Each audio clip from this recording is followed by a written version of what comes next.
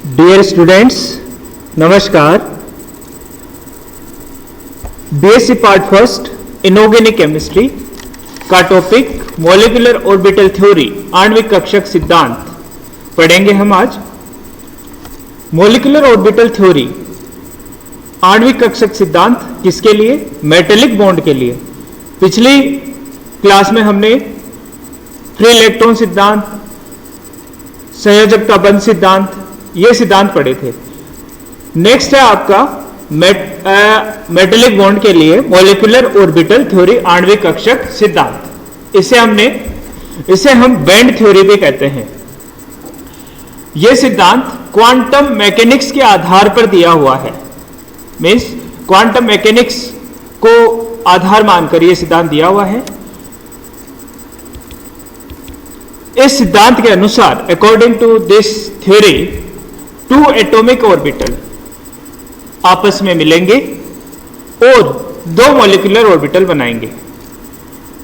एक होगा bonding molecular orbital, जिसकी एनर्जी एटॉमिक ऑर्बिटल, दोनों एटॉमिक ऑर्बिटल से कम होगी, और दूसरा होगा एंटी बॉन्डिंग मॉलिक्यूलर ऑर्बिटल, विपरीत बंधी आणविक कक्षक, जिसकी एनर्जी एटॉमिक ऑर्बिटल, दोनों एटॉमिक ऑर्बिटल से ज्यादा होगी।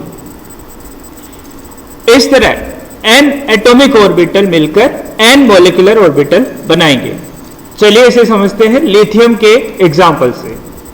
लिथियम का इलेक्ट्रॉनिक कॉन्फ़िगरेशन होता है हमारे पास 1s2 2s1 2p0। ये एटम लिथियम का है, ये दूसरा एटम है लिथियम का, सेम इलेक्ट्रॉनिक कॉन्फ़िगरेशन है। यहां पे ये एटॉमिक ऑर्बिटल है, ये इसके एटॉमिक ऑर्बिटल है। ये लिथियम का एटॉमिक ऑर्बिटल, ये दूसरे लिथियम का atomic orbital, AO means atomic orbital, mix होके क्या बनाएंगे? Molecular orbital. अब 1s2 1s2 bonding molecular orbital, anti bonding molecular orbital, दो एटॉमिक ऑर्बिटल हो गए ना, 1s2 1s2, तो दो मॉलिक्यूलर ऑर्बिटल बनाएंगे यहाँ पे, बॉन्डिंग मॉलिक्यूलर ऑर्बिटल और एंटी बॉन्डिंग मॉलिक्यूलर ऑर्बिटल। अब यहां पे 1s2 में कितने इलेक्ट्रॉन है? 2, इसमें भी 2, तो एक ऑर्बिटल में कितने इलेक्ट्रॉन आ सकते हैं? 2, तो यहां पे कितने हो गए? 2 और 2, यानी बॉन्डिंग में भी 2 हैं और एंटी बॉन्डिंग में भी 2 इलेक्ट्रॉन हैं। फिर अपन बात करते हैं 2s1 की।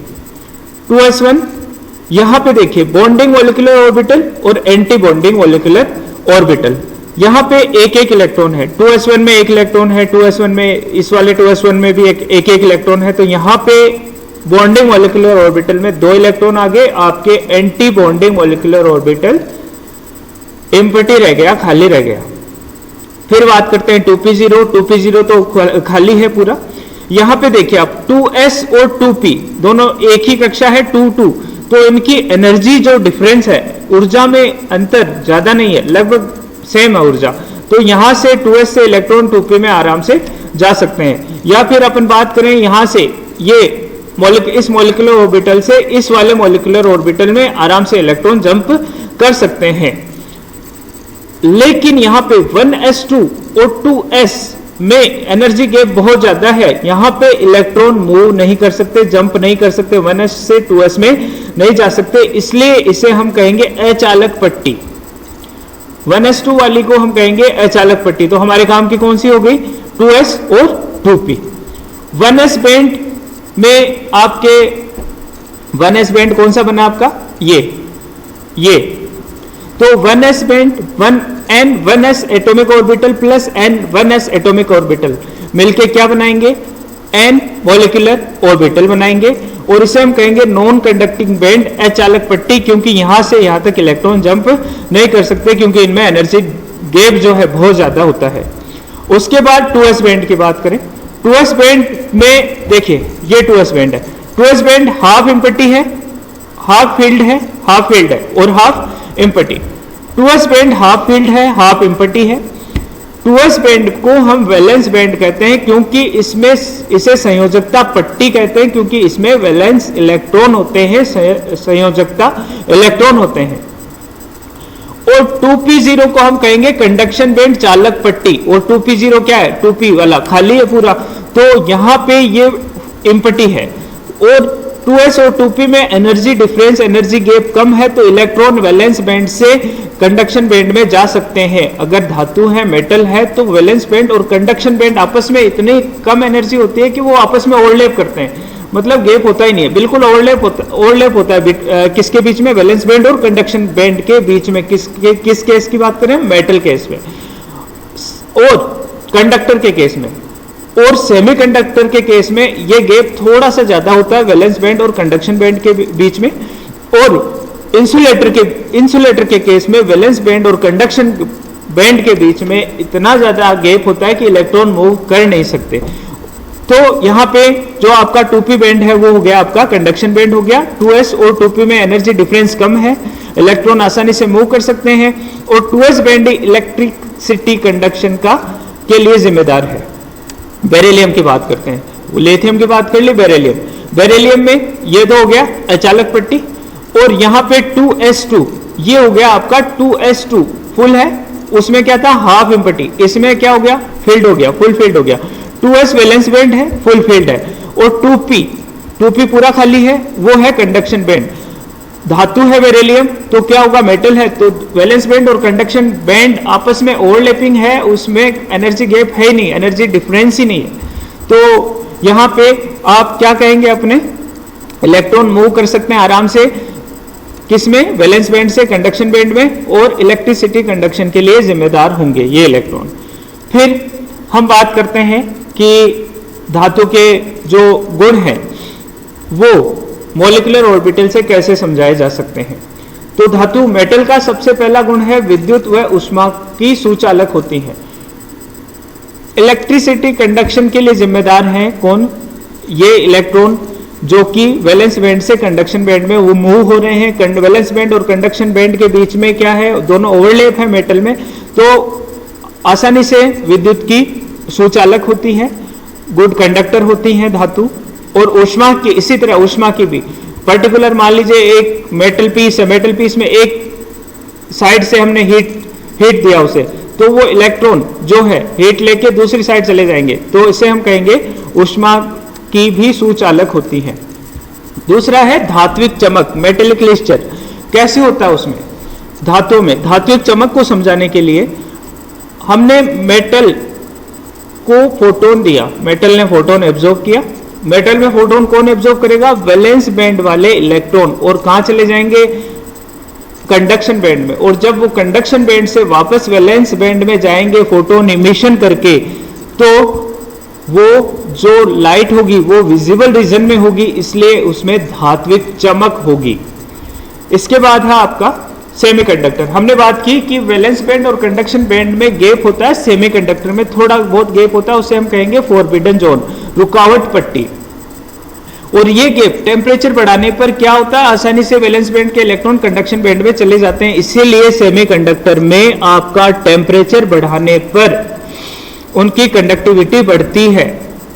अब इलेक्ट्रॉन वैलेंस बैंड से हैं, कहां गए, कंडक्शन बैंड में, कंडक्टिविटी बढ़ी, ये हो गए इंट्रिंसिक कंडक्टिविटी, आंतरिक चालकता। मीन सेमीकंडक्टर वो जिनमें कंडक्शन बैंड और वैलेंस बैंड में इतना कम फॉरबिडन जोन होता है कि सिंपल टेम्परेचर बढ़ाने पे ही आपके इलेक्ट्रॉन वैलेंस बैंड से कंडक्शन बैंड में चले जाएं।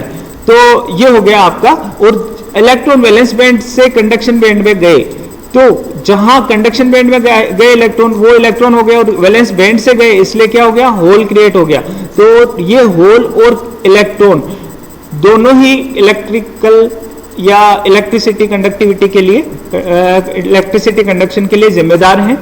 होल क्या है, सेम होल एक इमेजिनरी पार्टिकल है, काल्पनिक पार्टिकल है, जिसमें चार्ज इलेक्ट्रॉन के विपरीत होता है।